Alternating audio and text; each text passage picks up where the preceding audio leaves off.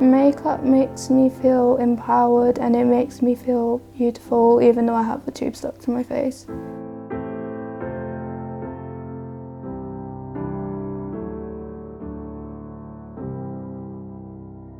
I'm just waiting for like a permanent tube at the moment. I've got to have a load of tests done and stuff to determine what type and when I'll have it and stuff.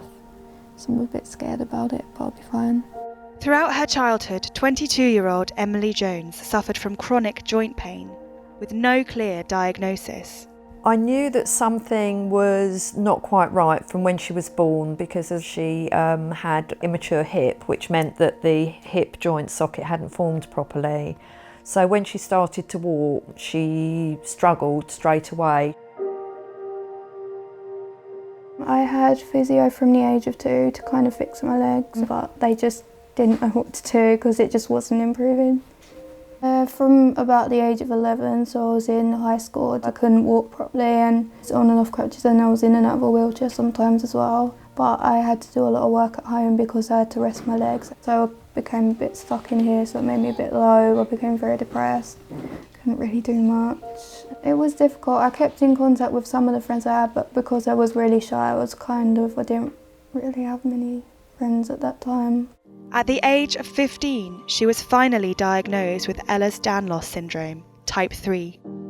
Ehlers-Danlos Type 3 or EDS Type 3 is a connective tissue disease. So it affects like collagen production in the body, and collagen is pretty much everywhere, so it makes my muscles really weak. It affects my joints by them constantly dislocating all the time, and it also affects skin or organs like the stomach, heart, intestines, for example. I'm not the greatest fan of having someone else doing my makeup. Why not? They decided to put in the feeding tube because I was literally incapable of keeping anything down myself, even water, and it was actually making me really ill. This is going to be weird for you. I did become quite concerned because there's so many variations with the condition. I didn't know which way it was going to go with Emily, whether she was going to possibly get better or whether she was going to get progressively worse. As we all know now, Emily did get progressively worse, and she is at the sort of worst case scenario with the EDS type 3.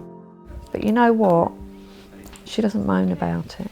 Wow! You like it? Yeah, that's nice. I do, actually. I'm surprised. Emily met her boyfriend Jack in February 2017 on an online dating app. Most people kind of run miles away from it, as soon as they hear wheelchair or feeding tube, just instantly want to run, but Jack didn't. He was more the opposite. He wanted to help me, and he's amazing, really. I mean, I did watch a lot of sort of medical things on TV, but I'd never heard of EDS or anything to do with it. And Emily from the get-go sort of told me everything about it. She explained the condition, how it affects her life, what she has to do on a daily basis, the meds. She has the right attitude to dealing with it, really. That positive mindset. Oh yeah, this is it here. Jack gave Emily the drive to start beauty blogging and makeup tutorials. And she hasn't looked back since. He has definitely helped me kind of come out of my shell a lot, because when I met him I was really shy. He's kind of given me that nudge to do the beauty stuff, which I really wanted to do, but I was too scared to, and Jack's helped me become confident enough to do it. Firstly, I just told her, you're good at makeup, you need to do it, because she didn't really have much confidence, to be fair, when we decided it. And we worked out what's the best way to sort of get a following almost, and how to build your followers up the quickest. But she is incredible, she's really talented with social media. But Mum has white and pink, whereas I have glitter, obsessed. They have to be glittery. I like that they're long because when I was a kid I never had long fingernails because they kept breaking off.